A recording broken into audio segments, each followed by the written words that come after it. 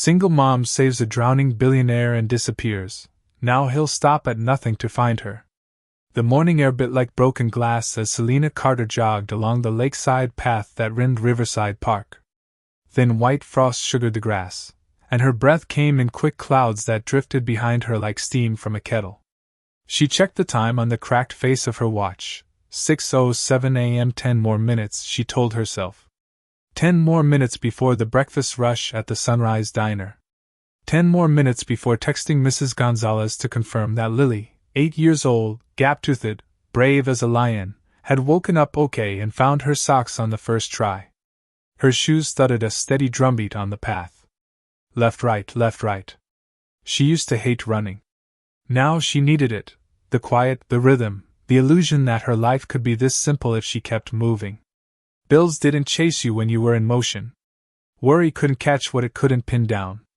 The lake looked like pewter, dull and heavy. A thin skin of ice webbed the edges where cattails rattled in the wind. Out on the water, a couple of ducks traced verses through the gray, their feathers slick with cold.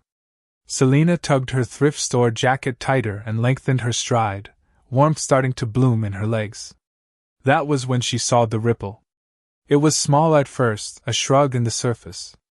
Then another, farther out, the water denting inward like something had punched it from below. She slowed, frowning. A glove? A branch? Her eyes narrowed.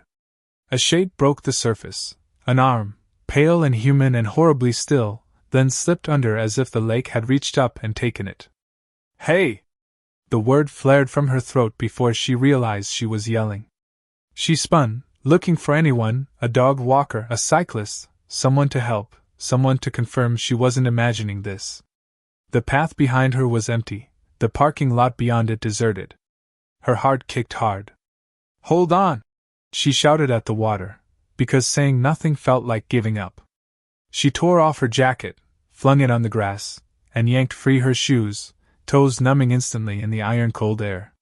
She didn't think about Lily's field trip permission slip still unsigned on the kitchen counter. She didn't think about the $12 in her wallet that had to last until Friday. She thought about an arm disappearing under a frozen skin of lake and the little voice that said move. She moved. The first step into the water was a knife. The second was 1,000 knives. The lake closed around her shins, her thighs, her hips, stealing heat like a thief.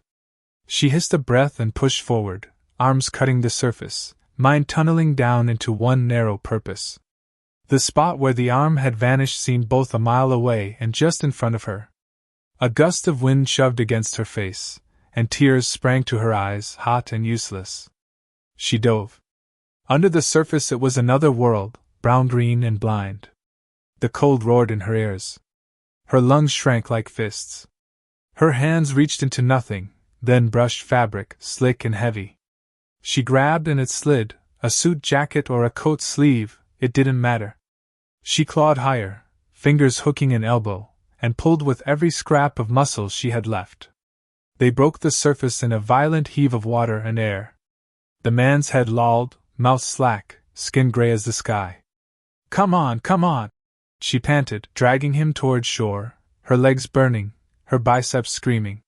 The weight of him was impossible, but giving up was not an option. She pictured Lily's face if she came home and said she'd watched a man drown because it was too hard. Her feet scraped bottom. She stumbled, hauled, fell to her knees, and leveraged momentum to roll him onto the frosted grass. The world tilted and rang. She blinked away black dots and leaned over him.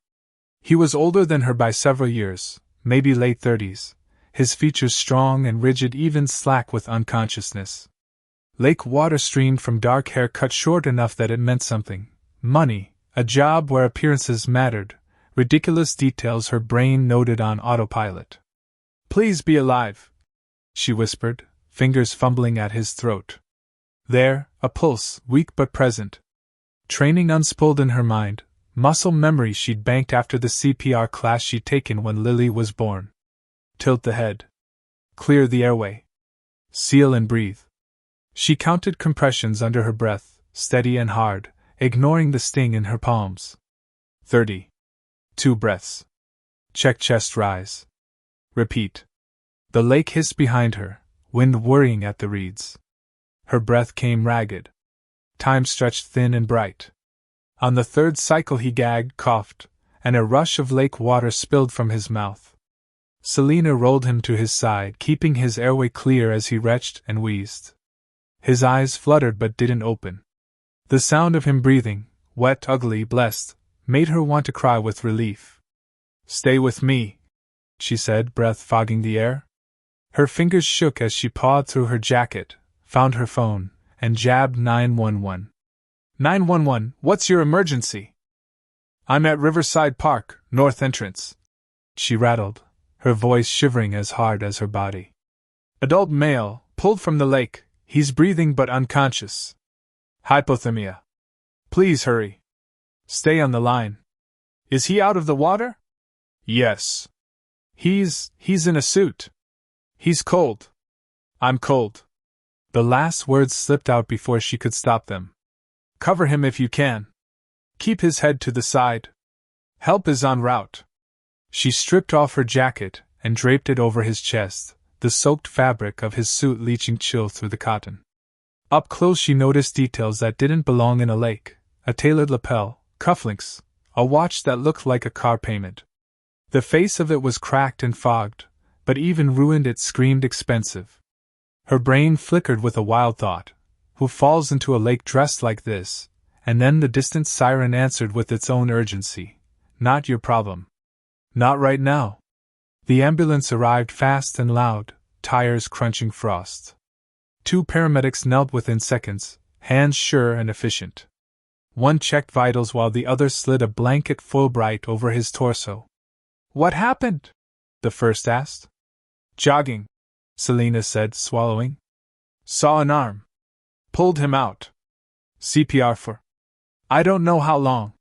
"You did good," the second said without looking up. "You saved his life. Will he?" "Too soon to say." Clicks and snaps and a cuff tightening. "Let's get him warmed and moving."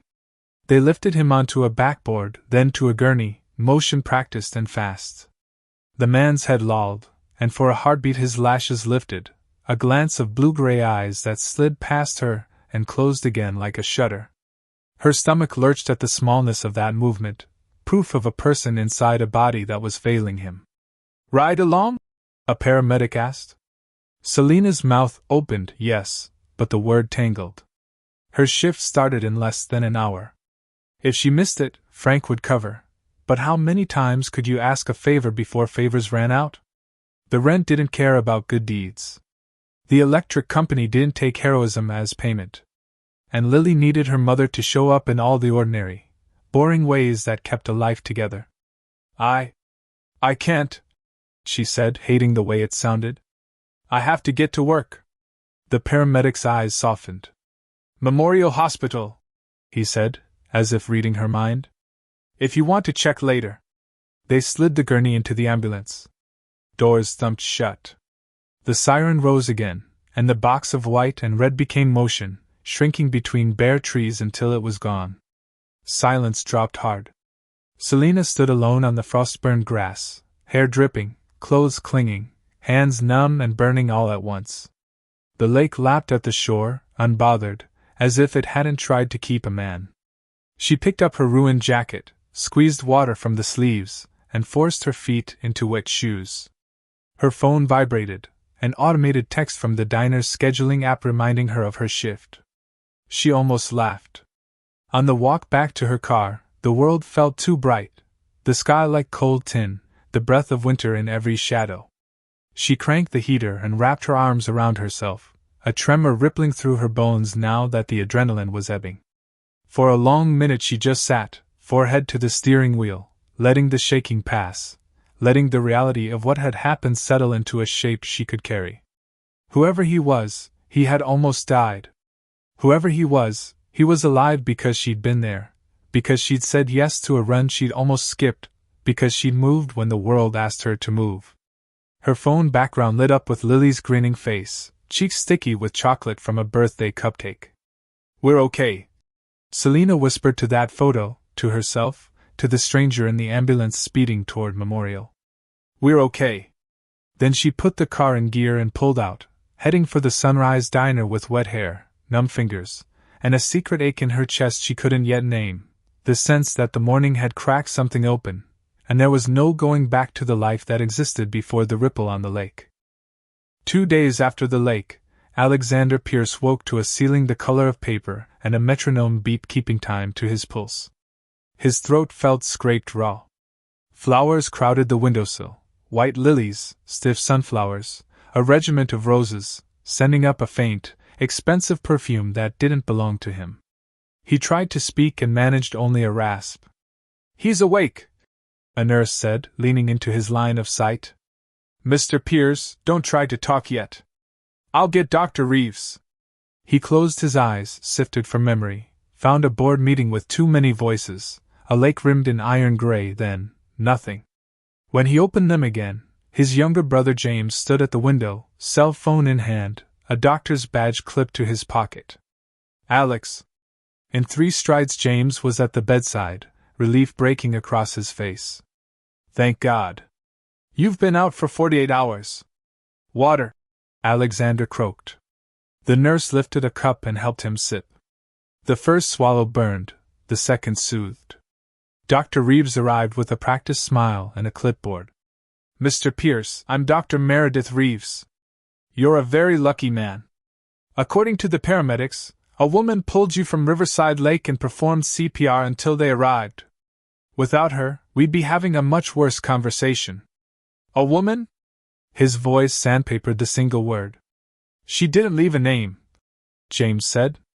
"By the time I got here, she'd vanished." Alexander tried to sit up. His ribs protested. Dr. Reeves pressed a gentle hand to his shoulder. "Easy. You had hypothermia and aspirated water. Your lungs are inflamed. We're giving you oxygen and antibiotics. You're not going anywhere today." "What happened?" he asked, eyes flicking from Reeves to his brother. "I don't fall into lakes. The police think you slipped," James said carefully. "They found your briefcase on the bank." Slipped. The word landed wrong in Alexander's chest. There was a memory like a flash frame, heated words on the path, someone too close behind him, a hard shove and sky tipping, but it dissolved when he reached for it. He let himself breathe, slow and steady, then turned his attention to the one thing that felt true. "Find her." "Alex," James began. "I want to thank her," he said, voice firm despite the ache. "Properly. Find her." James shot Dr. Reeves a look that said this was the brother he knew, dictating outcomes from a hospital bed. The doctor only shrugged. "You focus on breathing. We'll let security focus on searching." By noon, the flowers multiplied, and so did the questions from his board. Alexander ignored them all, eyes drifting now and then to the window, as if the lake might be visible from 10 floors up. When his head of security, William Brooks, appeared in the doorway, Alexander straightened against the pillows. "Tell me you have something." William, composed even in chaos, held up a tablet. "Paramedics report says a woman performed CPR on scene and matched the description of a brunette in a blue running jacket. We pulled footage from the park's north entrance traffic cam. A compact Corolla arrived at 5:58 a.m., left at 6:41. Plates registered to a Selena Carter, address in South Pearl." "Go," Alexander said. William's mouth quirked. "Already gone." The lunch rush had just begun at the Sunrise Diner when Selena balanced 3 plates along her forearm and threaded through the maze of booths with the grace of long practice. "Denver omelet," she said, dropping 1 plate. "Pancake special for you. And the club sandwich, extra pickles." She flashed a smile so automatic it felt like muscle memory, then pivoted back toward the counter, where Frank, her manager, lifted a chin in signal. "There's a guy in a very expensive suit asking for you," Frank murmured, eyes dancing. "And for once, it's not a tax collector." Selena glanced toward the entrance. The guy in question stood straight-backed, scanning the room as if he counted exits for sport. "I don't know him." "He knows you. Says it's important." She wiped her hands on a towel and approached. "Can I help you? Miss Carter?" The man's voice was polite, not a question so much as a confirmation. William Brooks. I head security for Pierce Enterprises. May I have a moment? Every hair on Selena's arms lifted. I'm working. It's about Mr. Alexander Pierce. William slid his phone from his pocket, thumbed a photo forward, a gurney, a pale man, an ambulance door yawning open. Paramedics say you pulled him from the lake 2 mornings ago. Selena's breath caught. She'd known the suit and watch meant money, but a name like Alexander Pierce meant headlines. He's a billionaire. And alive, thanks to you, William said evenly. Mr. Pierce would like to thank you in person. That's not necessary. She felt the thin armor of privacy peeling away and hated it. I'm just glad he's okay. He's insistent. There's a car outside. Selena huffed a laugh. I can't just leave. I'm mid-shift. Frank materialized at her elbow, grinning like a lottery winner. Marcy can cover your section. Go. When a billionaire summons you, you let him. Selena looked down at her uniform, pale blue blouse, name badge a little crooked, coffee stain near the hem she hadn't managed to scrub out, and winced. I'm not dressed for whatever this is. Mr. Pierce won't care, William said. He'd like to see you as you are. As you are. The phrase pricked something tender. She hesitated, glanced at the clock, thought of Lily's school pickup, Mrs. Gonzalez's reliable kindness, her own curiosity tugging at her like a tide. 30 minutes, she told Frank. 40 tops. Take an hour, Frank said, shooing. If he tries to hand you a suitcase of cash, I get 10%. Frank, she warned. Kidding. He was not kidding. The private room at Memorial was larger than Selena's entire apartment, with a view that made the river look civilized and domesticated. Sun fell across a leather armchair that probably cost more than her car. Alexander Pierce sat propped against white pillows, hair tamed, jawline shaved, hospital gown somehow failing to strip him of authority. The monitors ticked softly around him like obedient metronomes. Ms. Carter, he said, and the roughness in his voice surprised her, human, imperfect. Please come in. She hovered just inside the door, acutely aware of her blouse and the damp ring where her hair had dried after the morning rush. Mr. Pierce. Alexander, he corrected. Please. His eyes, clear, startling blue, studied her with a focus that tugged heat to her cheeks. You saved my life. Anybody would have, she said, reflexive modesty snapping into place. No. His answer was immediate, unarguable. Most would have called for help. You jumped into a frozen lake. She didn't have a good response to that, so she offered a small, uncomfortable smile. I'm glad you're okay. He gestured to the chair at his bedside. Sit, if you'll indulge me for a minute. I'm still on doctor-ordered bed rest.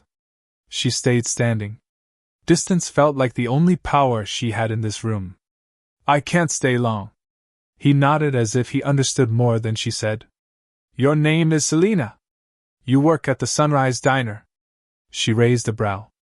Do all billionaires keep dossiers on their rescuers? My security chief is thorough, he said, the corner of his mouth tipping. I wanted to know who to thank. Thank me by getting better, she said. And maybe by staying away from very cold lakes. The smile reached his eyes. I'll try. I'd also like to help you. Whatever you need, medical bills, a better apartment, a different job, name it, and it's yours. There it was, the part Frank had joked about, the part that made her spine stiffen. I didn't pull you out of the water for a reward. I know, he said, and to his credit, he didn't look offended. If anything, he looked relieved. Forgive me. I'm used to people wanting things I can provide. It's a strange way to live. Something softened in her. Well, I don't. I have to get back before my break becomes a firing, and I need to pick up my daughter after school. His attention sharpened at that. Daughter? Lily. She's 8. Pride colored her voice without permission. He seemed to tuck the information away like a treasure. Thank you, Ms. Carter, Selena, for not letting me die on a Tuesday. Her mouth twitched. Tried to keep it that way for the rest of the week. He reached out then, not grabbing, not presumptuous, just offering. She hesitated, then placed her hand in his. His grip was warm, steady, solid, nothing like the dead weight she'd hauled from the lake. Something electric went through her chest that she blamed on hospital air and adrenaline echoes.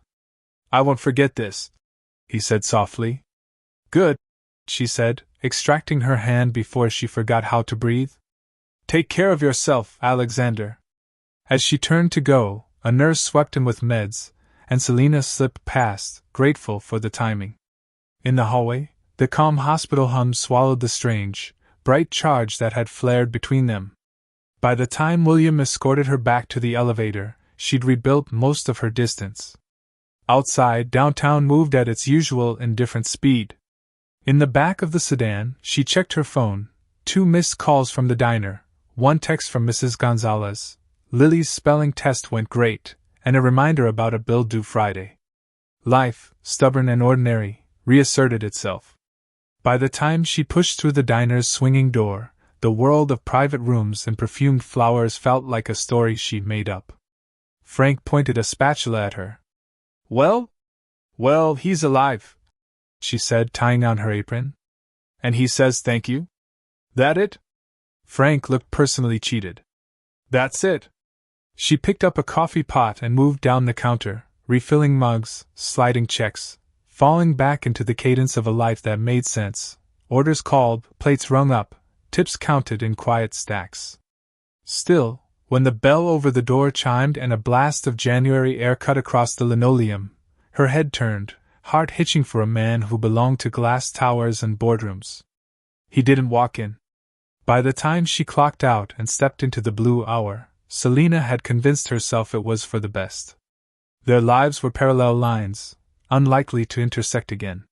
She pulled her jacket tight, shouldered her bag, and set off toward the bus that would take her home to Lily and the small, bright apartment where everything that mattered lived. Somewhere above the river, in a room full of flowers, a billionaire breathed because she had been there. That would have to be enough. For now. 1 week later, Selena found a heavy cream envelope waiting in her battered mailbox, the kind of stationery that whispered money just by the way it felt in her hands. Inside was a single sheet, thick and smooth. "Dear Ms. Carter, I respect your decision to decline my offer of assistance. Still, I hope you'll accept this small gesture of thanks. Dinner this Saturday at 7 p.m.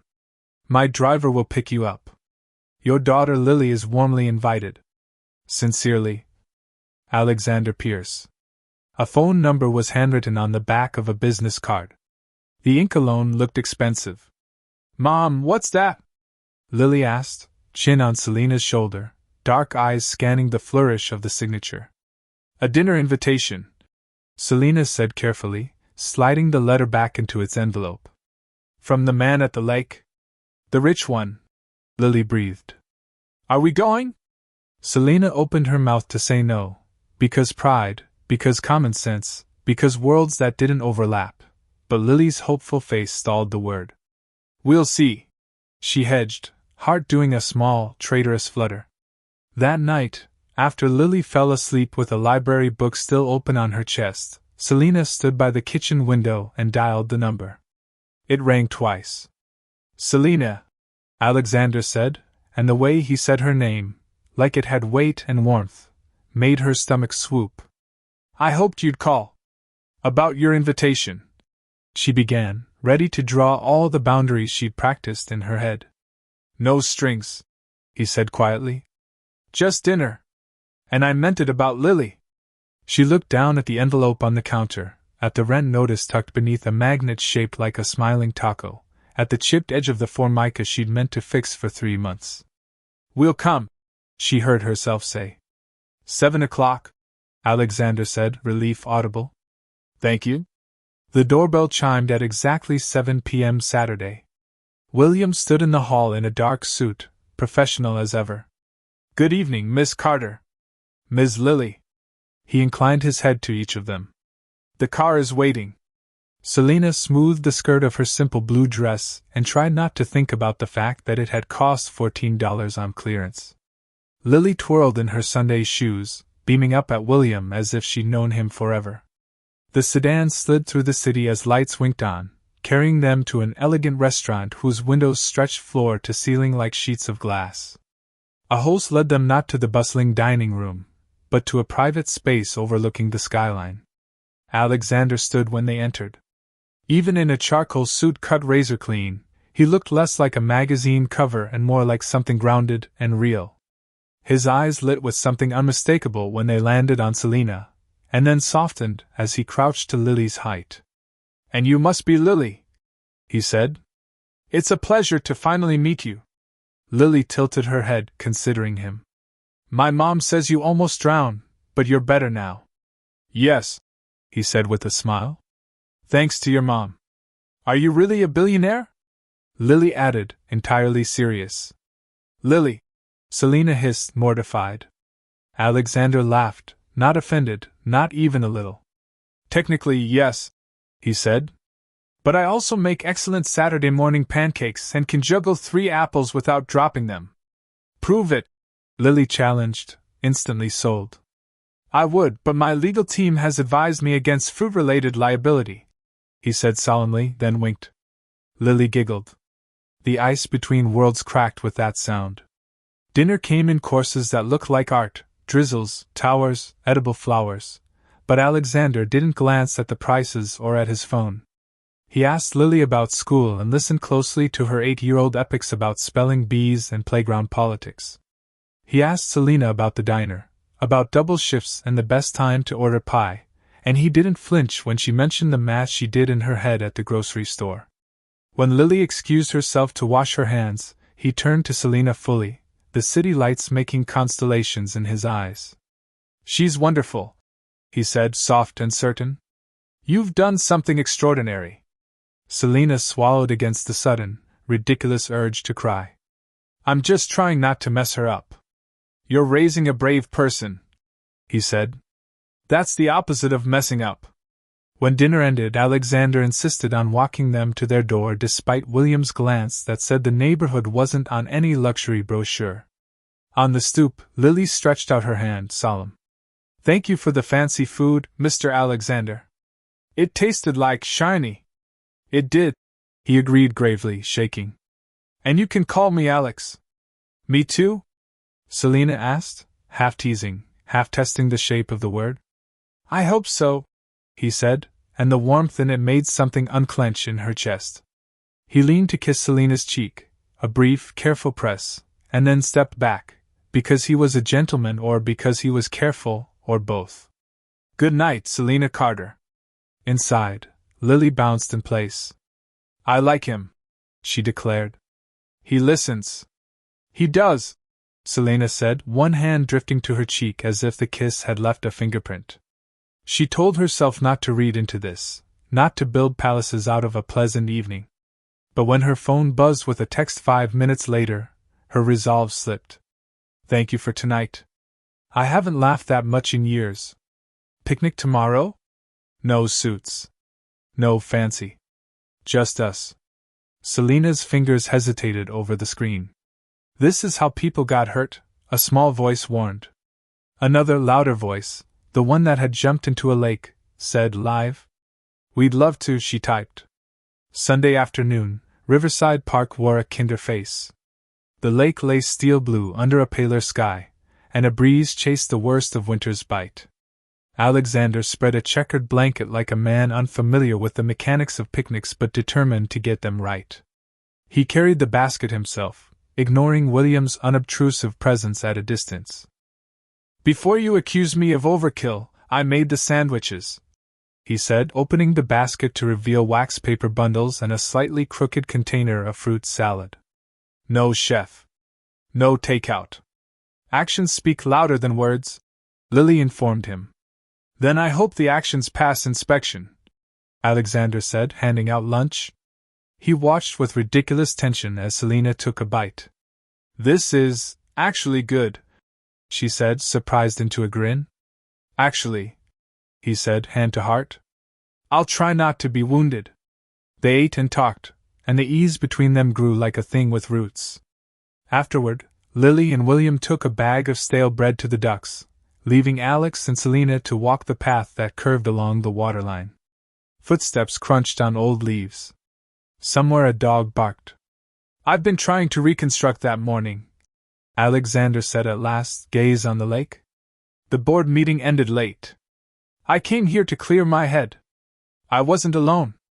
Selena glanced over, alert. "What do you mean?" "I met with Victor Chambers that morning," he said, voice clipped around the name. "He wants to buy my company. I said no. We argued. The last clear thing I remember is standing near the water. Then I felt pressure at my back. A shove. After that, black." "You think he pushed you?" The words came out a whisper. The ice of the water crept back into her bones as if hearing it made it present again. "I can't prove it," he said. "And it sounds paranoid even to me.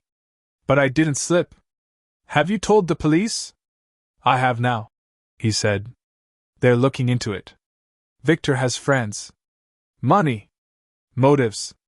He exhaled, a humorless breath. "So do I."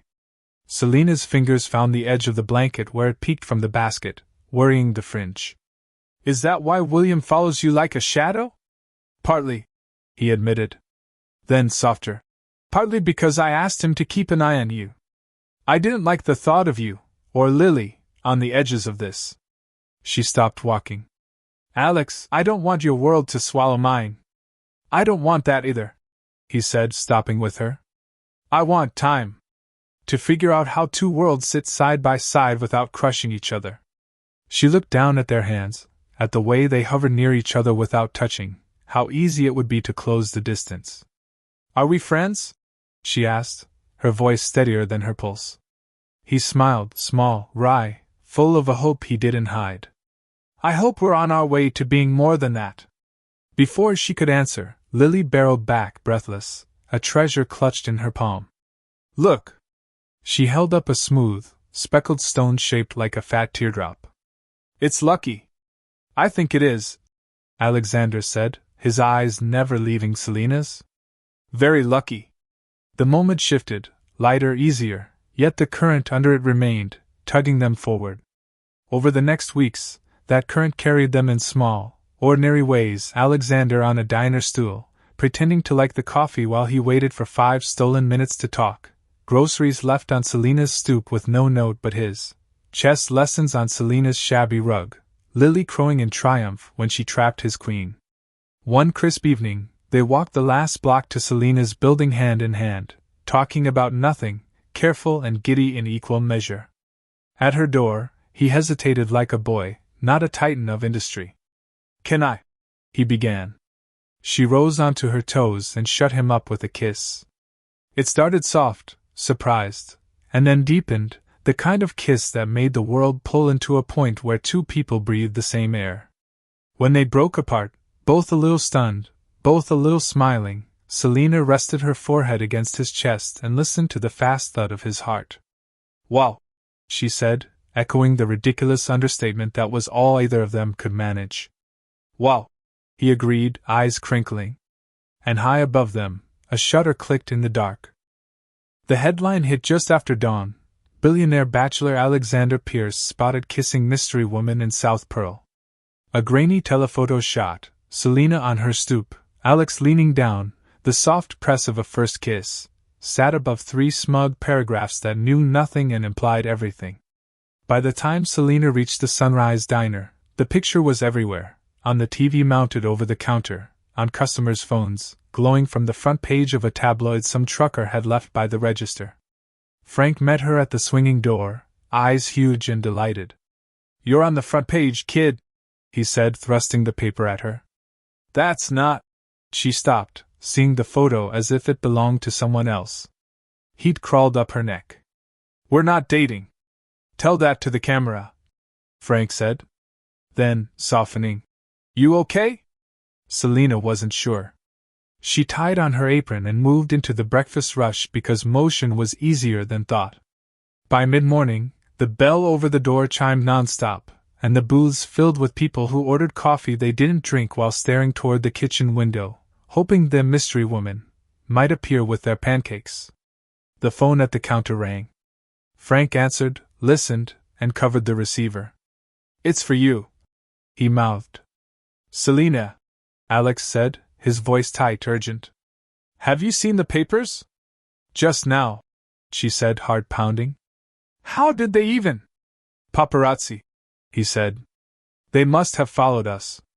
I'm so sorry. I've already told my PR team to say nothing. It will blow over. It didn't. By noon, reporters stood 4 deep outside the diner windows, cameras ready every time Selena moved. Someone shouted through the glass, How long have you been seeing Mr. Pierce? Did you save him for the money? The last part landed like a slap.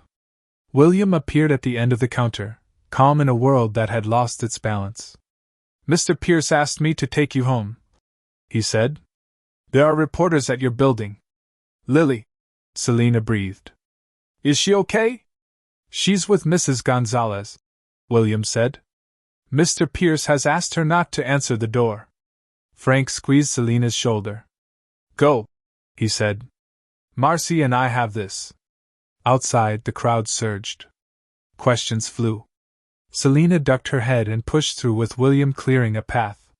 In the car, her phone buzzed with unknown numbers and interview requests. She silenced it and stared out the window, willing the city to turn back into the place she knew.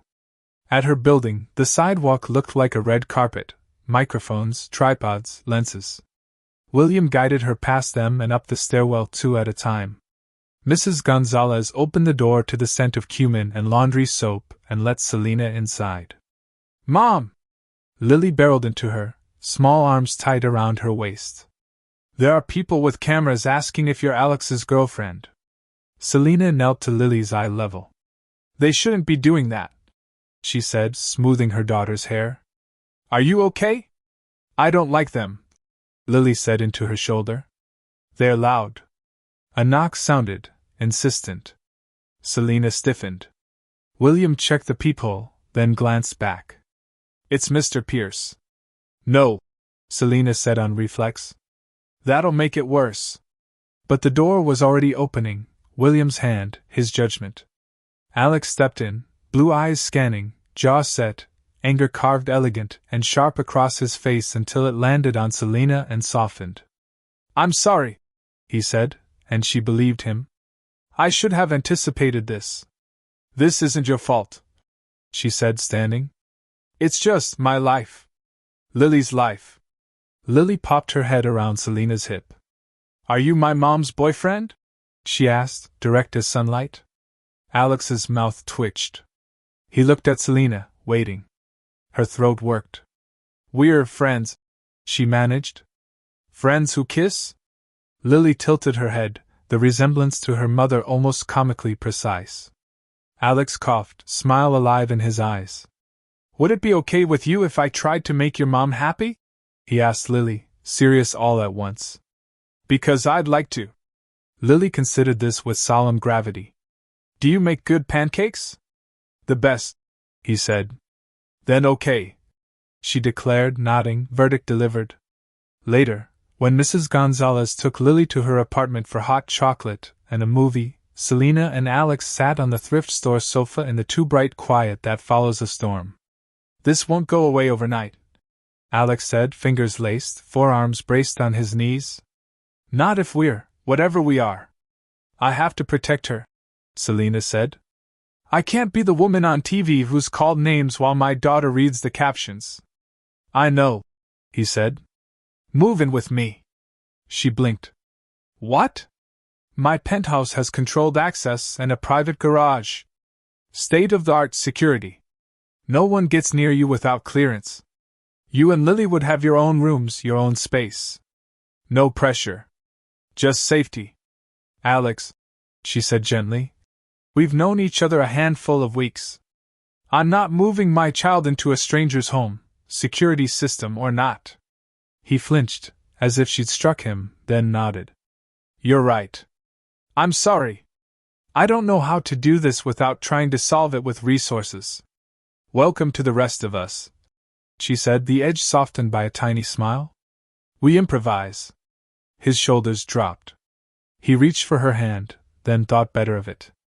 Let me at least leave William outside your door until this calms down. Fine, she said. Pride bristled, then yielded to pragmatism. For Lily. The next morning, a text from Frank paid leave. Don't come in until the circus leaves town. Gratitude and resentment twisted together in Selena's chest. She made pancakes because Lily asked for them and tried not to check the news. Alex called as she flipped the first batch. I have to go to Chicago, he said, apologetic. Westfield merger meeting. I tried to reschedule. It's okay, she said, and meant it. The world didn't stop because hers had tilted. We'll be fine. I'll have William nearby, he said.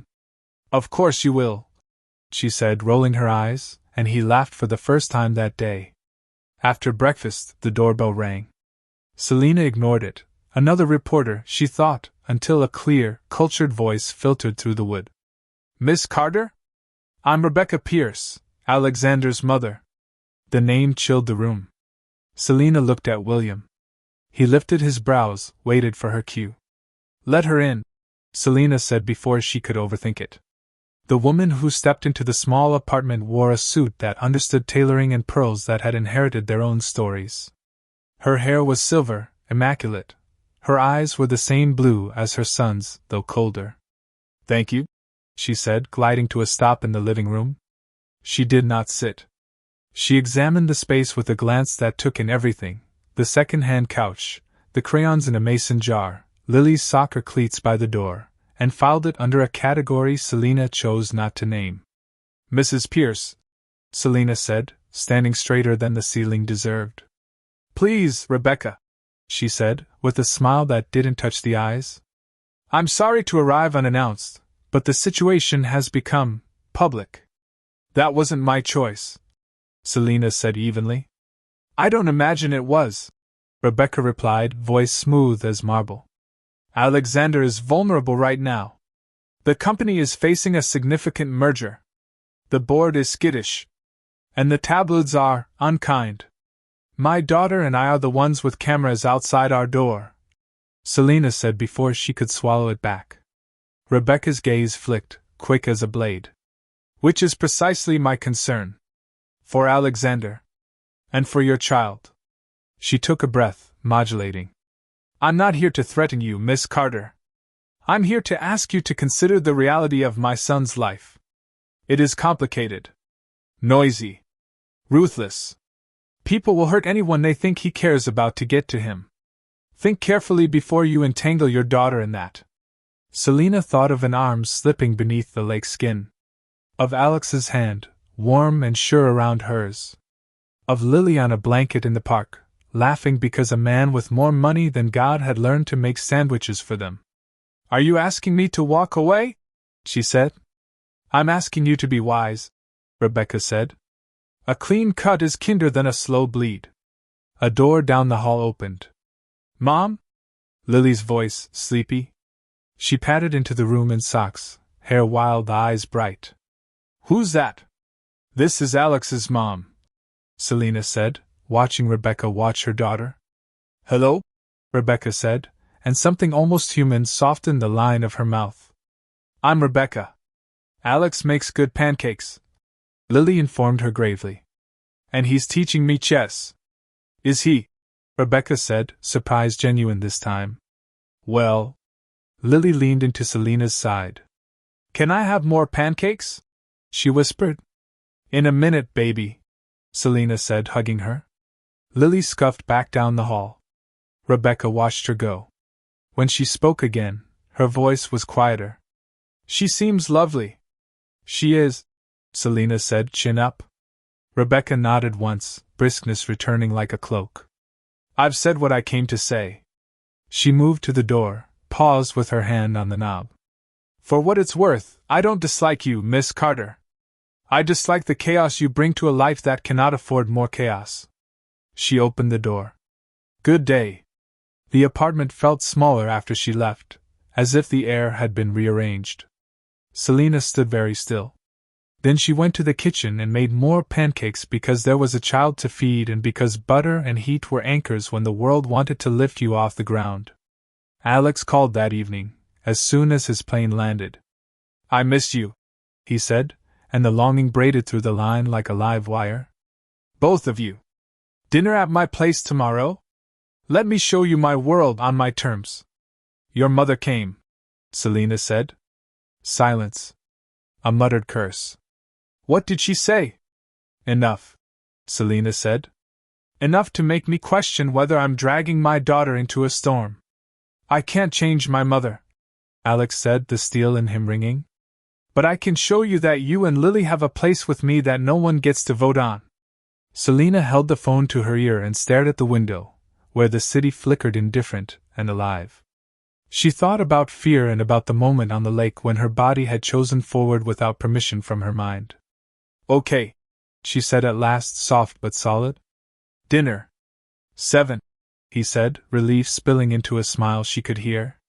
After they hung up, Selena stood in the dim kitchen, the smell of syrup still sweet in the air, and let herself be afraid for one more minute. Then she set the timer in her head for all the small tasks that made a life: Lily's bath, school forms, laundry, and started moving again, because fear had never yet paid a bill or saved a man from drowning. Tomorrow she would step into Alex's world. Tonight she would hold hers steady. Alexander's penthouse swallowed them whole the moment the elevator doors slid open directly into a marble foyer bigger than Selena's entire apartment. Glass walls framed a skyline spiked with winter stars. Modern art drifted across quiet halls. The air smelled faintly of lemon and new money. "Wow," Lily breathed, fingers splayed on the glass. "It's a bit much," Alex said, oddly sheepish. "I mostly sleep here." He gave them a tour that ended in a sunbright kitchen where a chef in a crisp jacket looked up from a copper pan. "Carlo," Alex said. "This is Selena and Lily." Carlo's smile was warm. "Benvenuto. I hope you like Italian." They ate on the terrace, heat lamps fighting the cold, the city glittering beneath them. Courses arrived like small sculptures: handmade pasta, roasted sea bass, a salad that tasted like summer hiding in January. Lily declared the chocolate soufflé the best thing on earth, which made Carlo beam when Alex translated. Selena tried to relax, to pretend this wasn't the kind of place where people like her got turned into headlines. Alex didn't check his phone once. He didn't play host. He just watched her and Lily as if they were the view. When Lily excused herself, Alex reached across the table, palm up. "What are you thinking?" "That I don't fit," she said honestly. "This is intimidating." "It doesn't have to be," he said, voice low. "It could be yours too. Both of you." Before she could answer, Lily came running back, breathless. "Mom, Alex, come see." They followed her to Alex's office, where the TV he'd left on mute now blared a news crawl. On screen, a photo of Alex with a stunning blonde at some gala: diamonds, cameras, champagne. The caption read, "Pierce Enterprises CEO and fiancée Victoria Winters. Trouble in paradise?" "Who's that?" Lily asked, brow furrowed. "It says she's your fiancée." Alex snatched up the remote and turned up the volume. A tidy anchor leaned into the camera. "Sources close to the couple say they're still very much together. Ms. Winters calls rumors of Mr. Pierce's involvement with a waitress absurd." Selena turned to him, stomach dropping. "Fiancé?" "No," Alex said immediately, color draining. "We dated last year, briefly. We were never engaged." "Then why is she on TV claiming you are?" Selena's voice went flat, a reflex born of years of bracing for impact. He raked a hand through his hair. "Because she hates losing. Because she saw the photo and decided to stake a claim." On screen, Victoria appeared live, sleek and composed. "Every powerful man faces allegations," she said smoothly. "Alexander and I are stronger than ever." "Allegations," Selena repeated, hearing the word like a door slamming. "Is that what I am?" "Selena." Alex stepped toward her, hands open. "She's lying. I ended it months ago." Lily's small voice threaded between them. "Is Alex in trouble?" Selena swallowed the acid in her throat and knelt. "No, honey. Grown-ups are being messy on TV." She stood, heat climbing her neck. We should go. Don't, Alex said. Let me fix this. I'll call PR. Call whoever you want, she said, already backing away. But this is your real world. Cameras. Opinions. X's with microphones. I can't drag Lily through it. Please, he said, reaching, not grabbing, but close. We can handle it. For a heartbeat she believed him. Then the camera cut back to Victoria's perfect smile. Selena pulled away. Goodbye, Alex. The last thing she saw as the elevator doors closed was Alex standing in that immaculate foyer, phone ringing in his hand, looking more lost than any billionaire had a right to look. The next morning brought a tide of missed calls and interview requests. Frank texted, paid leave. Stay home till the circus packs up. Lily ate her cereal in silence, peeking at her mom the way kids do when they're taking their cues. You okay? Lily asked finally. I'm fine. Selena lied, then tried again. I'm figuring it out. William knocked just after 10. He handed her a small envelope. From Mr. Pierce. Inside, a single card in Alex's handwriting. I'll be at a press conference at noon. I won't let them define you. Or us. Selena turned on the TV at 11:59. Alex stepped to a podium, pale but steady, a bank of microphones bristling like porcupine quills. I'll be brief, he said. I am not, nor have I ever been, engaged to Victoria Winters. We dated. It ended months ago.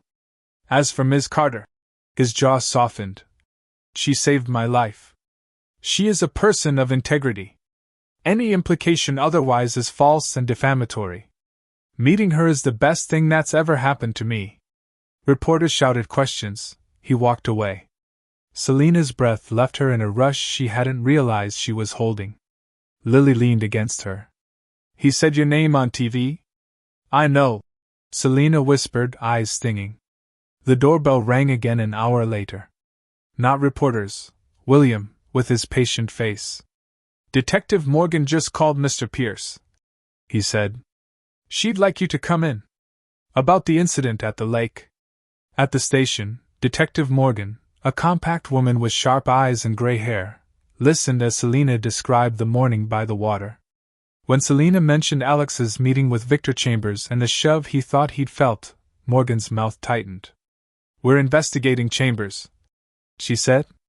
Off the record, if he tried once and failed, he might not fail twice. People around Mr. Pierce, witnesses, could become targets. Be careful. On the curb outside, Selena stood in the weak winter sun and felt the ground shift under her again. Her phone buzzed. Where are you? Alex asked. He sounded exhausted, and wired, and stubborn. Police station. Stay put, he said. I'm sending William. Please, let me keep you and Lily safe until we know what Victor will do. Her first instinct was no. Her second was caution. Her third was Lily, small and warm at night, trusting the world because her mother told her it was okay to. Just for a little while, she said. William drove her back to the apartment, waited while she packed for a mini vacation, then swung by Mrs. Gonzalez's to scoop up Lily and an armful of library books. Instead of turning toward the city core, he headed out, past warehouses and then trees, until they reached a gated estate that seemed to exhale quiet. Where are we? Lily asked, nose pressed to the window. Alex's country house, Selena said, reading the surprise on her own tongue. Alex waited on the front steps, tie loose, coat unbuttoned, as if he'd run out the door when the SUV turned into the drive. He hugged Lily hard, then looked at Selena like oxygen. Thank you for coming, he said. I've been worried sick.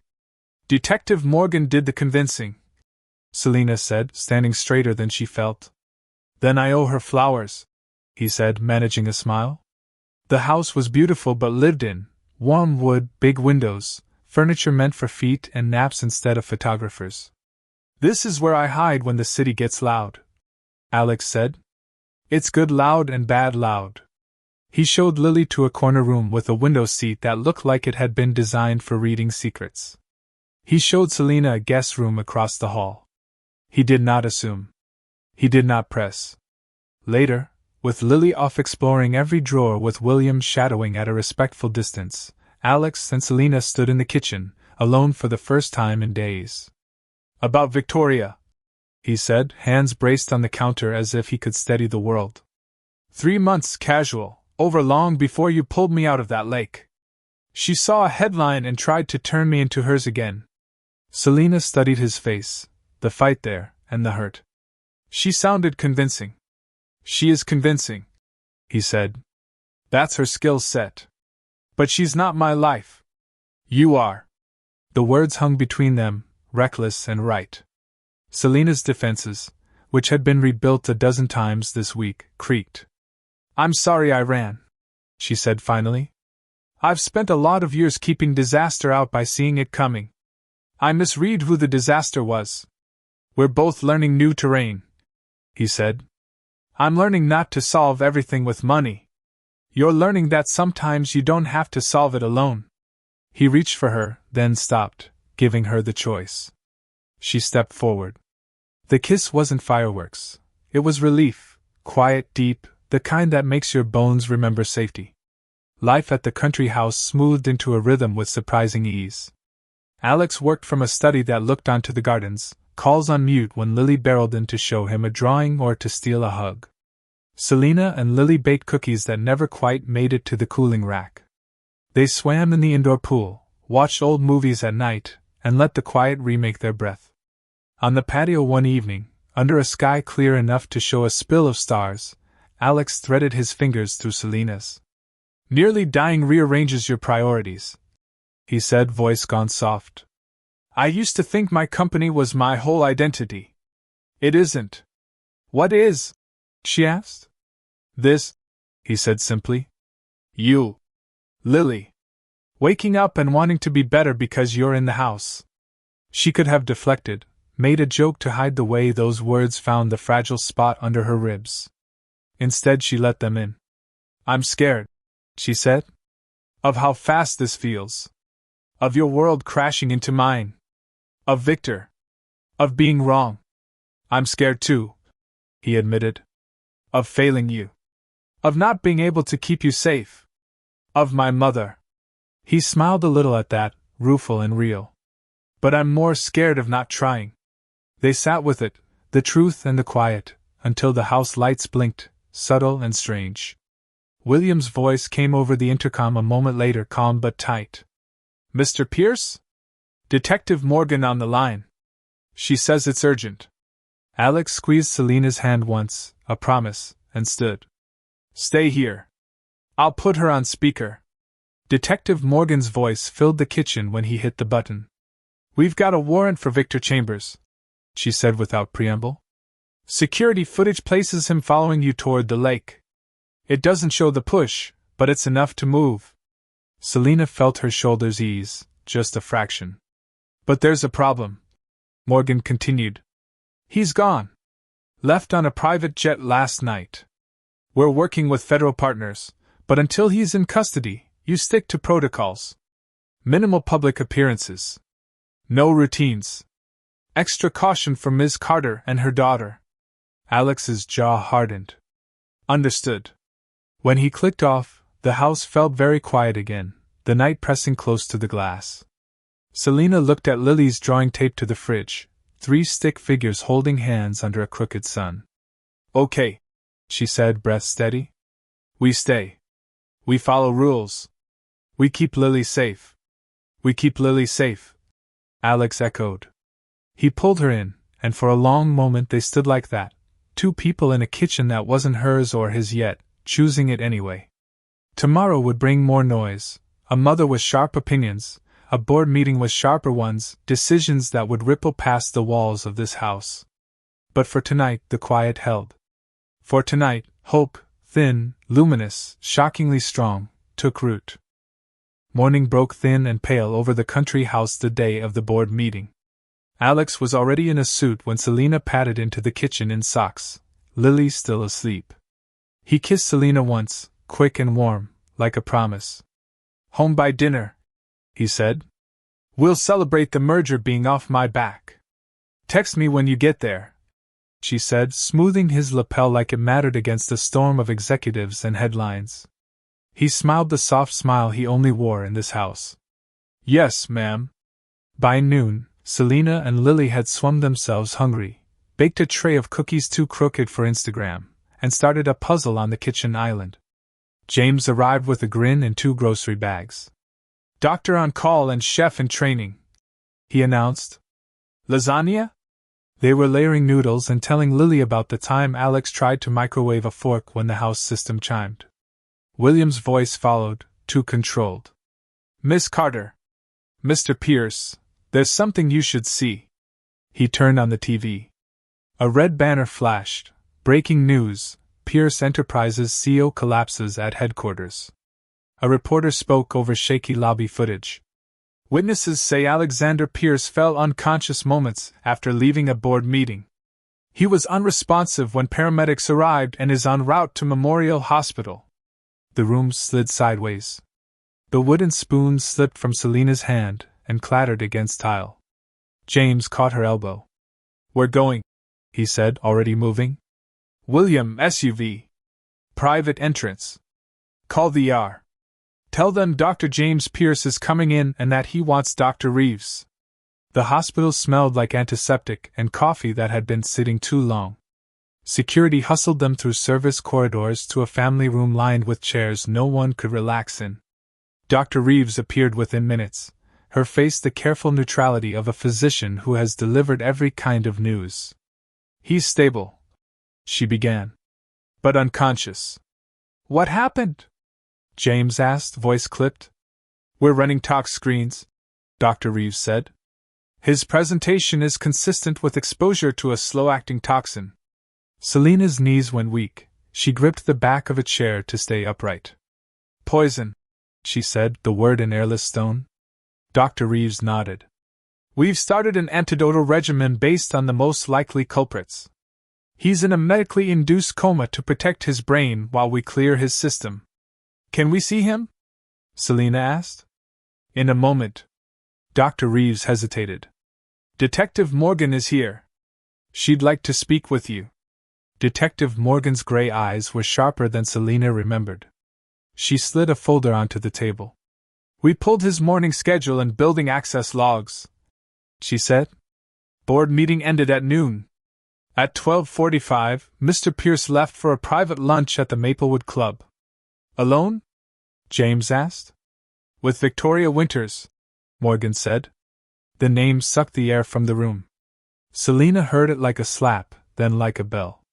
He told me they were done, she said, and hated that it came out half apology, half plea. Morgan's tone stayed neutral. We're not speculating intent yet. We are, however, going to the club's security office now. I'll have more when I have more. She softened by a degree. Stay put. And be prepared, the next 24 hours will be noisy. ICU was a low-light world of soft beeps and whispered directives. Alex lay pale against white sheets, an oxygen cannula under his nose, 4 pumps blinking. He looked smaller without motion, like some vital part of him had stepped out of the room. Selena took his hand. It was warm, thank God. Hey, stubborn man, she whispered, leaning close. You promised dinner. Her voice shook. She steadied it. You do not get to leave me on a technicality. Lily needs her chess coach. She swallowed. I need you. She stayed until James nudged gently. Food. Water. 10 minutes, he said in Big Brother tone, and she obeyed because he was right and because she had to be strong enough to walk back into that room as many times as it took. Hours stretched thin. Lily colored in the family lounge, serious and careful, choosing blues for the sky and greens that weren't quite right for hospital plants. Rebecca arrived in a rush of perfume and pearl-clad panic. For one heartbeat she stood just inside the doorway as if she didn't know how to enter a world where money didn't matter. Then she crossed to Selena and, to both their surprise, took her hands. I'm sorry, Rebecca said, raw. I was wrong about you. Selena couldn't make words, so she squeezed back. Morgan returned at dusk, face tight, carrying momentum like weather. "We've arrested Ms. Winters," she said. "Security footage at Maplewood shows her meeting Mr. Pierce in a private dining room. A club waiter swapped in a bottle of champagne delivered by a third party and poured both their glasses. Ms. Winters switched glasses while Mr. Pierce took a call." Selena felt heat climb her back, sick and furious. "So she—" "We're not done," Morgan said. "Phone records tie Ms. Winters to a number we've linked to Victor Chambers' fixer. The waiter is already talking.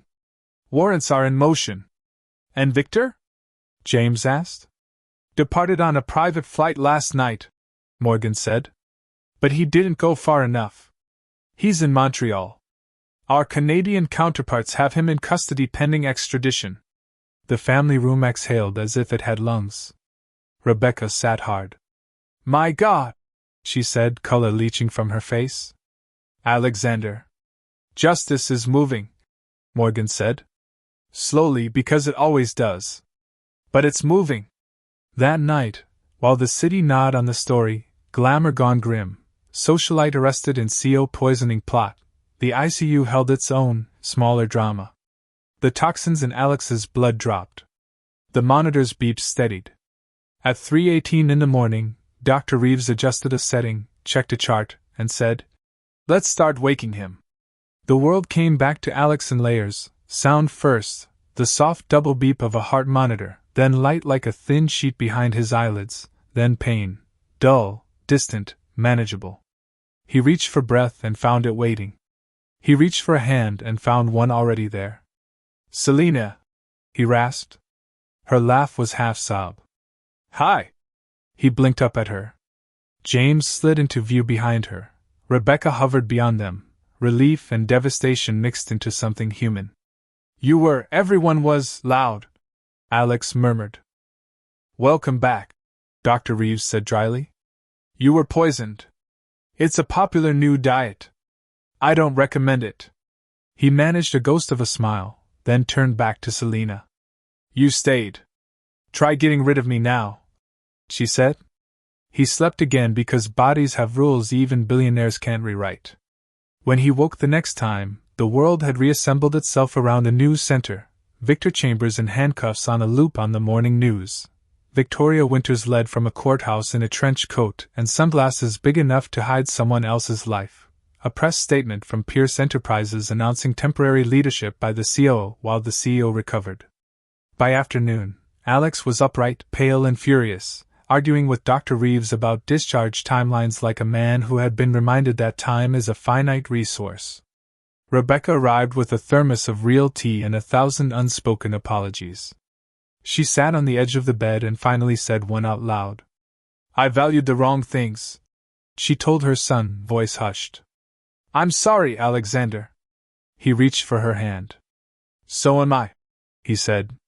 "But we get to value the right ones now." She nodded, then turned to Selena.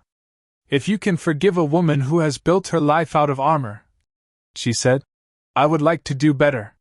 Selena thought of sharp pearls and sharper words, then of a mother who had just understood that she could lose the person all the armor was for. "I can try," she said. It was enough. 2 days later, Alex walked out of Memorial to a wall of cameras. He stopped at the podium because people expected it, and because he wanted the record to say what mattered. "I'm fine," he began. "Thanks to the extraordinary team at Memorial. Thanks to Detective Morgan and her colleagues. Thanks to my family." He looked straight into a lens. "And thanks to Selena Carter, who once pulled me out of a lake and now pulled me through a week that could have broken me." Questions detonated. He ignored them, took Selena's hand, and kept walking. Recovery lived at the country house. Quiet mornings, short walks, phone calls Alex took on the patio with James's entirely unrequested supervision. Lily constructed a fort in the living room and declared it CO headquarters, where decisions were made about movie nights and whether pancakes were a weekday food. They became one. News crawls still crawled, but their power dimmed at a distance. The board met without Alex and voted to delay the Westfield merger. The stock took a dip and then a breath. Rebecca sent lilies to the Sunrise Diner with a handwritten note for Frank. "Thank you for taking care of my family." Frank taped it, grinning, to the espresso machine like a trophy. On the first Sunday afternoon Alex was allowed more than a short walk. They drove into the city with William at a discreet distance. The park was colder than the day that had rewired everything, the lake a darker sheet, but the ducks still drew verses in the water like signatures. They stopped at the spot where frost had burned Selena's knees and where the world had said move. A new bench stood there, simple and clean. A small plaque read, "For the stranger who jumped." EP. Selena touched the metal. "You didn't have to." "I did," Alex said. "Some debts you repay by never pretending they didn't happen." They sat. Lily fed ducks methodically, whispering names as if bread distribution required administration. Alex's shoulder brushed Selena's. He didn't move away. "I'm not going to ask you to move in again," he said, eyes on the water. "Not today. Not because I'm afraid you'll say no, though you might. Because this can't be about fixing something with square footage and locks." She turned to him, the cold biting her cheeks pink. "What is it about?" "Choice," he said simply. "Yours. Mine. Lily's. Choosing each other on purpose, not because it's easier or safer or looks good on paper. I want to build a life with you, one decision at a time. I want to be the man who shows up for science projects, and dentist appointments, and the Tuesday nights where nothing happens. I want all of it." He reached into his coat and pulled out a small box. Not velvet. Not jewelry store slick. A wooden thing with a brass hinge, warm from his pocket. He opened it to reveal 2 keys on a ring and a thin silver band that wasn't a diamond billboard. "The keys are to the country house," he said. "One for you, one for Lily to stick in a backpack and forget until she needs it. The ring isn't a question, not yet. It's a promise I'm making out loud, that I'm in this. That I will match your pace. That I will not make you smaller to fit into my life, or ask you to shrink yours to fit into mine." Selena stared at the keys, the band, the man who had learned to ask instead of assume. The wind lifted the hair at her temple. The world held very still. "Okay," she said, and it felt like yes. She slid the ring onto her right hand, the one that touched Lily's shoulder in crowds and science school forms. "We'll go slow. And we'll go together." Lily barreled back, cheeks red. "Mom, Alex," she said, hopping from foot to foot. "The ducks like me best." "Obviously," Alex said gravely. "They have taste." Lily's gaze snagged on the keys. "Are those for us?" "They are," Selena said, crouching to meet her eyes. "For when we want to be at the house. For when we want to be here. For when we want to be together." Lily nodded as if this were the most logical thing in the world. "Good," she said. "Because my fort needs a bigger blanket." Alex laughed, the kind that came from someplace newly repaired. He slung an arm around Selena's shoulders, and together they watched their daughter, because that's what she was in all the ways that mattered, bossing ducks and renaming the world one small, brave act at a time. Behind them, the city kept being a city, loud, ruthless, glittering. Ahead, the lake kept being a lake, cold, dark, waiting. Between the two, they made a bench and a promise and a life big enough to hold both.